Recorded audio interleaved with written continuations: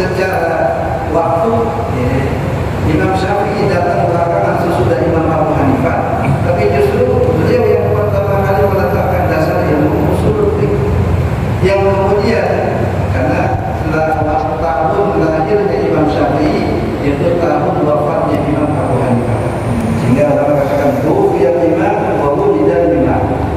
Imam yang satu meninggal, imam yang satu lagi dilahirkan. Jadi tahunnya sama, 150 Hijriah. Tahun wafatnya Imam Abu Hanifah sama dengan tahun lahirnya Imam Syafi'i radhiyallahu ta'ala. Kemudian ushul fiqh Hanafi, karena memang belum datang duluan sebelum Imam Syafi'i meletakkan dasar ilmu ushul fiqh, adanya murid-muridnya yang kemudian menyusun ushul fiqh versi mazhab Hanafi. Sehingga dari 4 mazhab, kalau kita kerucutkan bentuk ushul fiqh hanya ada 2 aliran. Aliran pertama, aliran jumhur, mayoritas ulama. Di situ ada mazhab Hanafi, mazhab Syafi'i, mazhab Maliki dan mazhab Hambali. Sedangkan Imam Abu Hanifah itu punya versi sendiri dalam ilmu ushul fiqh. Sehingga ushul fiqh dibagi menjadi 2. Ushul fiqh Hanafi dan ushul fiqh ghairil Hanafi. Ushul fiqh versi Hanafi dan versi selain Hanafi. Selain Hanafi tidak ada. Tapi kitab yang ditulis oleh Imam Syafi'i tadi, walaupun judulnya Ar-Risalah, itu konteksnya tentang ilmu ushul fiqh. Jadi kalau kita tahu ilmu fikih, ini ada ilmu ushul fiqh. Kalau fikih itu fokus kepada hukum secara detail. Apa hukumnya salat? Bagaimana kaifiyat salat? Apa rukun-rukun dan syaratnya salat? Apa dalil diwajibkannya salat? Itu pembahasan fikih. Tapi ushul fiqh itu pembahasan tentang dalil-dalil global, ya, yang setiap qaidahnya itu bisa diterapkan pada setiap masail-masail fikih. Seperti contoh, ya, ada ushul fiqh qaidahnya mengatakan, misalkan al-aslu fil amri lil wujub. Asal dari perintah itu untuk menunjukkan wajib. Jadi setiap ada perintah dalam ayat Al-Quran atau dalam hadis Nabi SAW yang redaksinya perintah, maka otomatis menunjukkan kewajiban atas sesuatu yang diperintahkan. Jadi kalau Allah menyatakan aqimus shalah, dirikanlah salat, maka salat hukumnya wajib, karena perintah itu untuk menunjukkan wajib. Begitu juga dengan larangan. Setiap yang konotasinya larangan itu menunjukkan haram. Allah katakan la taqrabuz zina, jangan mendekati zina. Karena itu adalah larangan, dan larangan menunjukkan keharaman, maka zina hukumnya haram. Urutan cara berpikir seperti itu dibahas dalam ilmu ushul fiqh. Maka di situ ada manteknya ilmu logika. Ini pertama perintah. Perintah itu menunjukkan wajib. Yang diperintah di situ salat, maka salat hukumnya wajib. Larangan itu menunjukkan haram. Larangan itu menunjukkan haram. Yang dilarang di situ zina, maka zina hukumnya haram. Begitu seterusnya. Tinggal kita kiaskan. Adapun ketika ada perintah tapi tidak menunjukkan wajib, atau ada larangan tapi tidak menunjukkan haram, itu bukan hukum asal. Bukan hukum asal. Misalkan orang mengatakan tidak ada daya, tidak ada misalkan faktuhu. Kalau kalian melakukan transaksi hutang piutang, maka tulislah perintah, tapi tidak menunjukkan wajib. Nah, tidak menunjukkan wajib. Ini pengecualian. Karena setiap hukum yang umum pasti ada pengecualiannya. Nah, Habib Abdullah bin Al-Haddad menceritakan dalam mukadimah kitab beliau bahwa alasan beliau menulis kitab ini adalah permintaan seorang murid kepada sang guru agar beliau menulis pesan, menulis nasihat agar hatinya selalu terkawal, agar batinnya selalu terjaga. Karena kalau sekedar menjaga yang zahir, mungkin si pemilik tubuh itu sudah memadai, mencukupi baginya untuk menjaga yang zahir, supaya nggak jatuh, jalan lihat-lihat, supaya nggak celaka, waspada dan seterusnya. Itu dia sudah bisa mengantisipasi, dan manusia Allah berikan insting untuk itu. Dilempar misalkan jengkeles, insting. mikir dulu, ini ada batu menuju pakai kita. Ini kira-kira batunya kalau udah kepala saya, batunya yang hancur ke kepala saya, nggak pakai pikir begitu. Insting langsung mengatakan mes. Ya. Nah, batu ini bahaya kalau udah kepala kita, luka kita. Tapi siapa yang bisa menjamin mengawal batinnya, mengawal hatinya sepanjang waktu, bahkan saat dia tidur sekalipun batinnya tetap terjaga, hatinya tetap terjaga. Nah, sang murid ini minta kepada guru Al-Habib Abdullah untuk menulis pesan wasiat arahan bimbingan dalam konteks ini. Kalau dalam zahir bisa diusahakan secara pribadi, latihan olahraga, biasanya kuat. Tapi di batin ini naik turun, ada imannya, maju mundur semangatnya, ada semangat, ada mundur. Gimana juga itu kadang naik, kadang turun. Gimana supaya menjaga stabilitas batin? Ada nih Al-Habib Abdullah menulis kitab ini sampai sudah yang ulama mengatakan kalam al-haddad, kalam Al-Habib Abdullah bin Awli al-Alawi al-Haddad itu adalah dawa wa syifa, obat sekaligus penawar. Jadi kalau orang Indonesia, kalau orang banyak pikiran, baca kalam beliau atau mendengar uraian beliau, itu bisa menjadi penawar atas kegelisahan hatinya. Jadi memang kita sengaja beliau susun dalam dua alasan tadi. Yang pertama, memenuhi keinginan sang murid untuk mendapatkan pegangan dalam menjaga batinnya. Yang kedua, sebagai bekal bagi kita untuk menjalani kehidupan dunia yang penuh dengan tantangan, fitnah dan cobaan.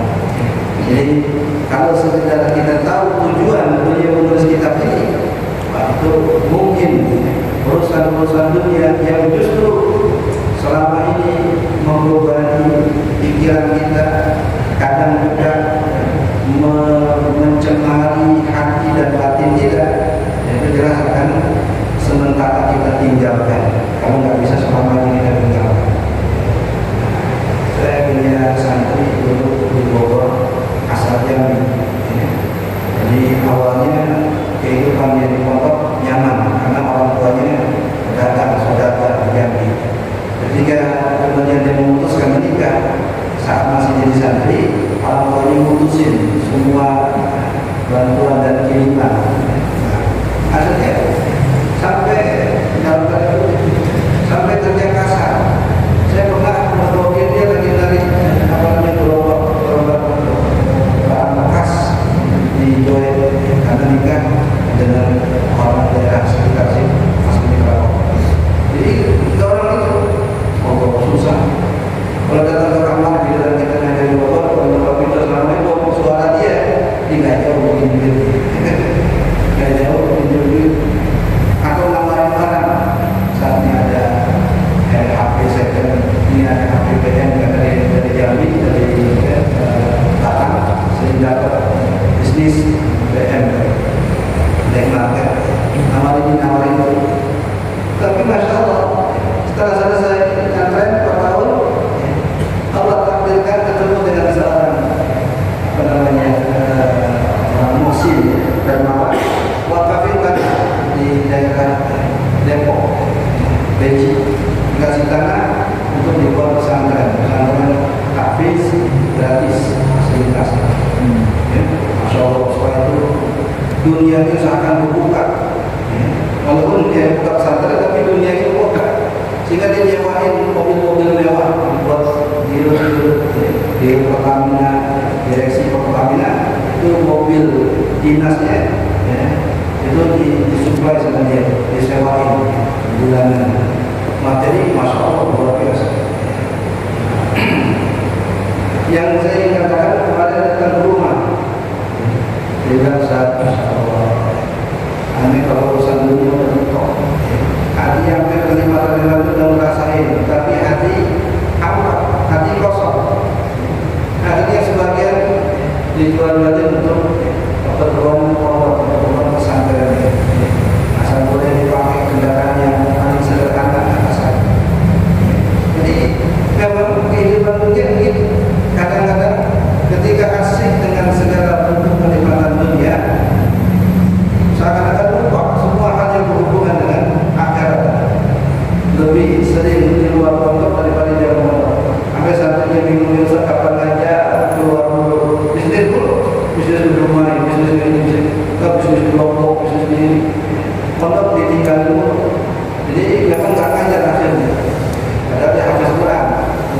rombongannya sebelum ke Bogor di Thailand.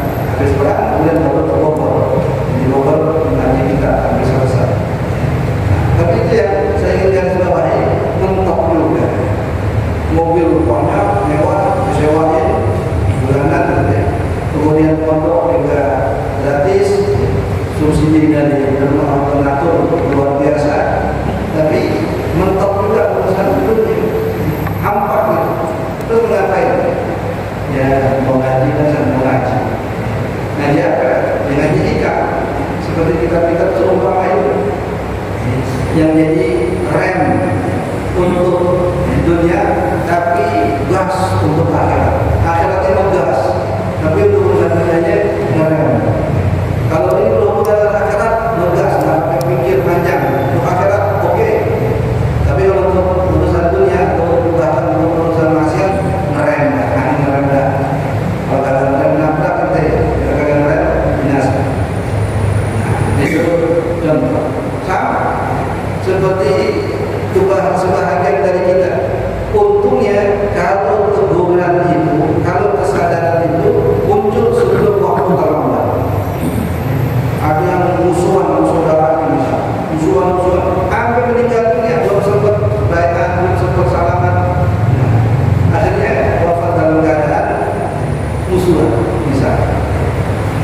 Begitu juga dengan urusan yang lain, zalim kepada orang, ngambil hak orang, belum sempat minta halal, belum sempat minta maaf, belum meninggal dunia. Karena saat meninggal mungkin ada pada puncak arogansinya, puncak kesombongannya. Dia merasa umur masih panjang, dia merasa masih leluasa, seakan-akan bakal hidup 100 tahun, seakan-akan mungkin ini orang akan tobatnya, seakan-akan hidup 100 tahun. Nabi SAW mengingatkan, beruntung jika seseorang menjadi pembuka pintu kebajikan, penutup pintu kejahatan. Jangan sebaliknya, menjadi pembuka pintu kejahatan, penutup pintu kebajikan. Orang membuat baik dihalangin terus, digangguin terus.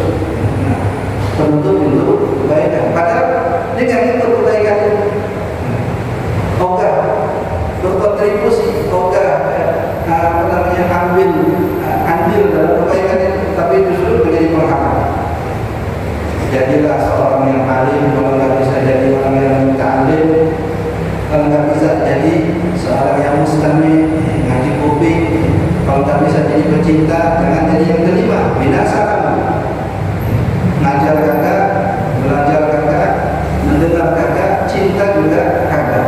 Nanti jadi pembenci, artinya penghalang kebajikan dalamnya sendiri.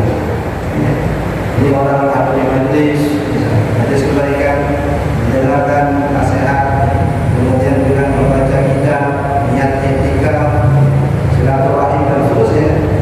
Tapi yang bersangkutan justru sibuk mikirin, atau mungkin hatinya penuh dengan kebencian atau kedengkian. Nggak boleh dia orang berbuat kebaikan, dia yang berusaha. Alih-alih dia ikut, alih-alih dia bergabung, itu justru menjadi penghalang bagi kita. Ini hal-hal yang seumpama ini yang perlu kita cari dalam majlis-majlis yang kita datangi. Ada majlis yang meluruskan ibadah kita, itu terkait dengan fikih, bagaimana sholat yang benar. Tapi ada majlis yang meluruskan batin kita, niat kita dilurusin, hati kita dilurusin. Karena nggak bisa sholat, mengindikasikan sulitnya aspek ini. Nanti katakan, nah ayat isu ahad hukum, redaksinya ayat isu ahad hukum. Melihat mereka fokus pada ilmu, mereka paham masail, tahu bagaimana ibadah yang benar, karena langsung dididik mereka bisa salah. Tapi ada sesuatu yang dituntut untuk mereka meriadahkan dirinya sendiri. Nah, itu tadi terkait dengan menata hati. Bahasa sekarang manajemen kolbu, kamu perlu di-manage, perlu dilurusin. Nah, apa kalian tidak sanggup kata Nabi melakukan seperti apa yang dilakukan oleh Abu Gontor? Para sahabat bertanya, ya Rasulullah, apa yang dilakukan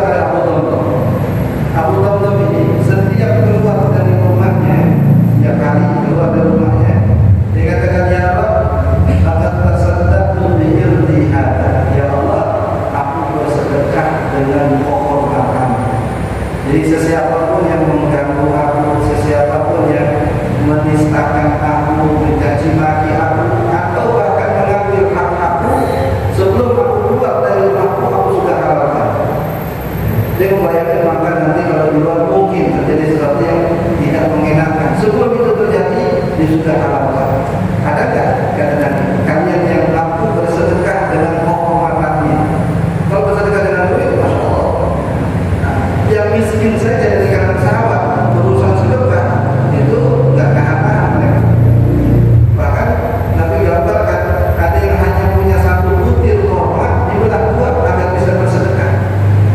Bahkan ketika mereka mendengar motivasi dari Nabi untuk bersedekah, ada yang sampai bertanya, ya Rasulullah, boleh nggak kalau sedekahnya hanya sekedar sedekah air putih doang? Karena itu kan yang dia. Kata Nabi, itulah seafdal sedekah. Sukiyama sekedar memberi minum haram. Bahkan dalam hadis tentang keutamaan menyediakan berbuka puasa, Nabi katakan walau wasfa'u labanin aw syarbatan mahin, walaupun sekecapan susu. Kucing kalau minum kan dikecap pakai lidahnya. Apa sih yang ada di lidah kucing? Memang sampai sampai setengah kilo misalnya, atau selebar, sekecapan, walaupun sekedar itu yang disedekahkan, pahalanya tetap dapat pahala memberi makan orang yang berbuka puasa, sehingga dia dapat pahala seperti pahala orang yang berpuasa. Tapi urusan sedekah dengan penghormatan ini yang Nabi katakan, ayat Yesus ahadum, apakah kalian tak sanggup? Seakan-akan gitu ya. Seakan-akan jarang yang bersedekah sampai seperti itu. Jadi Abdullah bin Nas ketika menyelidiki keadaan sahabat Abdullah bin Salam, ternyata Yahudi yang masuk Islam. Nabi katakan akan muncul ahli surga di tengah-tengah kita. Ternyata muncul Abdullah bin Salam. Ini nggak tahu apa yang Nabi katakan sebelum dia datang. Tapi sahabat yang ada di situ tahu apa yang Nabi katakan. Mereka penasaran siapa yang Nabi maksud. Ya ternyata yang ngomong Abdullah bin Salam. Besoknya begitu lagi saat kumpul dengan para sahabat, Nabi katakan akan muncul di tengah-tengah kita ahli surga. Saya doanya benar-benar di ahli jannah. Mereka penasaran, bahkan berharap mudah-mudahan abang saya datang, mudah-mudahan adik saya datang, kerabat saya datang. Karena Nabi katakan yang datang ini ahli surga. Ternyata yang ngomong dia lagi Abdullah bin Salam. Sampai 3 hari berturut-turut. Kayak disetting gitu, kayak disetting. Sahabat tidak menyangka bahwa 3 hari itu Nabi akan mengatakan begitu. Kalau mereka tahu, mereka siasatin. Besok ngomong ya. Enggak. Abdullah bin Amr akhirnya penasaran apa sih kelebihan Abdullah bin Salam. Orang yang masih jalan di atas muka bumi, tapi Nabi sudah katakan bin ahli jannah. Akhirnya 3 hari dihinap. Semata kami melintikin ibadahnya. Kalau bertanya mungkin ada yang ditutupin. Enggak, dihinap 3 hari. Setelah 3 hari, kemudian dia bertanya, sebenarnya saya ingin Nabi ini pengen tahu apa sih kelebihan ibadah kamu. Karena Nabi pernah menyatakan 3 hari berturut-turut akan muncul ahli surga. Dan ternyata benar yang muncul. Dia nggak tahu apa yang Nabi katakan. Nah, akhirnya saya penasaran, saya pengen tahu kelebihan ibadah kamu. Ternyata 3 hari 3 malam saya nggak lihat ada keistimewaan khusus pada ibadah kamu. Kata Abdullah bin Salam, betul. Yang kau saksikan adalah rutinitas saya. Nggak ada yang saya tutupin. Kali itu ada tamu saya malu. Enggak. Seperti itu yang kamu saksikan. Seperti itulah kebiasaan saya. Kalau bahasa Allah benar, terus apa kelebihan kamu? Oh, Nabi katakan bin ahli surga. Mungkin kata beliau, ini apa? Mungkin. Ini yang saya lakukan. Saya tidak mendiamkan mata saya tidur, melainkan saya sudah maafkan kesalahan orang yang berbuat zalim kepada saya di hari ini. Dia malam kalau tidur, ya Allah, kalau hari ini ada nyakitin saya sudah alami. Sehingga tidur dalam keadaan hati bersih, tidak ada menyimpan kebencian atau dendam kepada orang lain. Kata Abdullah bin Amr bin As, sahabat Nabi, itu yang susah kami kerjain, itu yang susah kami ikuti. Kalau ibadah, ayo kalau mau lomba.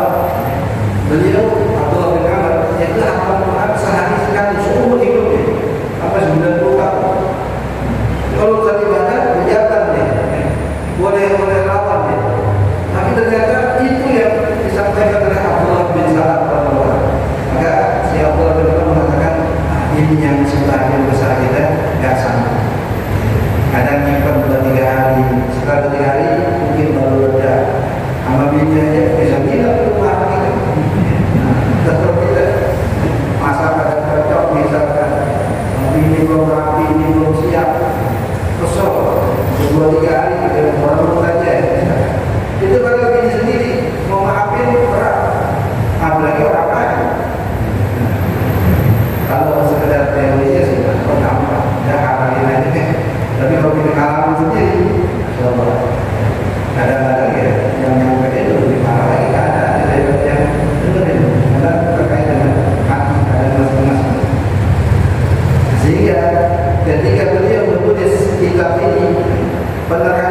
ada 3 poin. Risalah yang pertama al-mu'awalah, yang kedua al-muwaharah, yang ketiga al-mu'azzarah. Mu'awalah itu disingkir dari ayat Al-Quran wa ta'awanu 'alal birri wat taqwa. Tolong menolong dalam kebajikan. Karena kita sadari kelemahan kita, keterbatasan kita, maka kita perlu saling tolong-menolong dalam kebajikan. Majelis seperti ini tidak bisa terlaksana kalau tidak saling tolong-menolong dalam kebaikan. Yang nyiapin ininya, yang nyiapin itunya, termasuk yang menghadirinya. Nah, itu bentuk at-ta'awun 'alal birri wat taqwa. Ibadahnya seperti salat berjamaah, bisa dikategorikan salat berjamaah oleh sendirian doang, tidak bisa. Majelis ilmu bisa disebut majelis ilmu kalau ada gurunya doang, atau sebaliknya kalau ada muridnya doang. Enggak. Itu bentuk ta'awun. Jihad bisa sabilillah, bisa jihad sendirian, kalau bisa. Meninggal bisa datang kuburan sendirian. Orang yang mau nyambung kali nanti meninggalnya sendirian. Bukan mau nyambung, ada mau ikut-ikutan. Orang berbuat meninggal menyambung, orang berbuat itu menyambung. Seakan-akan nanti kalau meninggal dunia dimandi sendiri, dipakai kain kapan sendiri, di jalan kuburan sendiri. Kemudian tutup lubangnya sendiri. Kalau dia begitu tidak apa dengan nyambung orang dalam kebajikan. Tapi kan tidak. Nah, jangan sampai ke masjid hanya di akhir hidup kita saja. Kemudian yang kedua, selain al-mu'amalah, konsep orang juga al-mudha'ah. Al-mudha'ah ini juga disingkir dari hadis Nabi sallallahu alaihi wasallam. La tadharu ta'ifatun min ummati dhahirina 'ala al-haq, la yakhdhuluhum man khadhalahu. Akan ada di tengah-tengah umatku sekelompok orang, ta'ifah dhahirina 'ala al-haq, yang akan berpegang teguh di atas kebenaran. La yakhdhuluhum man khadhalahu. Mereka tidak akan terjinakan dengan kehinaan yang dilakukan oleh orang. Orang mengatakan apa, mereka tidak merasa terhina. La yakhdhuluhum man khadhalahu. Gimana? Dhahirina 'ala al-haq, terus berada di atas kebenaran. Walaupun dalam bahasa sekarang melawan arus. Walaupun tidak ikut selera orang banyak. Nah, walaupun tidak ikut selera orang banyak. Dhahirina 'ala al-haq. Jadi ada beberapa hadis Nabi SAW yang konteksnya sama. Yang pertama ada mujaddid, reformer. Inna Allah yab'ats li hadhihi al-ummah bi kulli mi'ati sanatin man yujaddid laha dinah. Sesungguhnya Allah Subhanahu wa taala mengutus di tengah umatku ini di setiap 100 tahun orang yang akan memperbaharui nilai-nilai agama. Disebut dengan mujaddid, reformer. Reformer abad pertama Sayyidina Umar bin Abdul Aziz. Reformer abad kedua atau mujaddid abad kedua Imam Syafi'i. Terus reformer abad kelima Imam Ghazali. Kemudian reformer abad ke-9 Imam As-Suyuti. Begitu seterusnya. Nah, setelah periode Imam Suyuti bukan lagi ada pada individu atau bukan lagi ada pada satu sosok. Kalau tadi abad pertama sampai 9 itu ada pada satu sosok, karena yang satu itu nilainya seperti 1000. Imam Syafi'i, ilmu ininya, ilmu itunya, itu bisa menghandle semua hal yang berhubungan dengan ilmu agama. Tapi setelah zaman Imam Suyuti, ada sebagian pendapat mengatakan itu ada pada beberapa orang. Di reformer abad itu atau di zaman itu bisa jadi ada beberapa orang di bidang dakwah reformernya ini, mujaddidnya ini. Maka kalau kita sebut nama Al-Habib Abdullah bin Alwi Al-Haddad, itu salah satu gelar beliau Qutbud Da'wati wal Irsyad. Qutbud Da'wah, kutubnya dakwah dan kutubnya irsyad. Biasanya bimbingan, nasihat. Ini wali kutub urusan dakwah. Reformer atau mujaddid urusan dakwah. Kenapa? Apa yang terjadi di zaman beliau sehingga beliau dikategorikan sebagai mujaddid, sebagai reformer? Karena di zaman itu banyak habaib, banyak ulama-ulama ahlul bait yang fokus berdakwah pada kalangan terbatas, sibuk mendidik anaknya, sibuk untuk mendidik kerabatnya saja. Tapi yang kemudian keluar untuk berdakwah kepada umat, keluar untuk membetulkan perkara-perkara umat, itu diawali oleh Habib Abdullah bin Hanafi Al-Haddad, sehingga beliau digelari sebagai qutbud dakwati wal irsyad, wali kutubnya urusan dakwah dan urusan irsyad. Ini poin yang kedua, disebut dengan mudhaharah. Jadi selain kita saling tolong-menolong dalam urusan apa saja, khususnya kebaikan, perlu juga mudhaharah, dukung-mendukung agar kuat dalam menegakkan kebenaran. Jadi mungkin ulamanya diganggu, ulamanya diintimidasi, ulamanya dibully, ulamanya diprovokasi dan sebagainya, perlu dukungan umat agar mereka terus berada di atas kebenaran. Walaupun mungkin saat mempertahankan kebenaran jumlah kita sedikit. Ada pesan yang ditulis oleh Syekh Ibrahim Al-Khalil. Ibrahim Al-Khalil itu ayah daripada Syekh Muhammad Zaki Ibrahim, guru kita di Mesir. Jadi di masjidnya itu ada bait syair yang kemudian jadi prinsip kehidupan kita. Karena banyak cara ulama untuk menanamkan nilai-nilai kebajikan.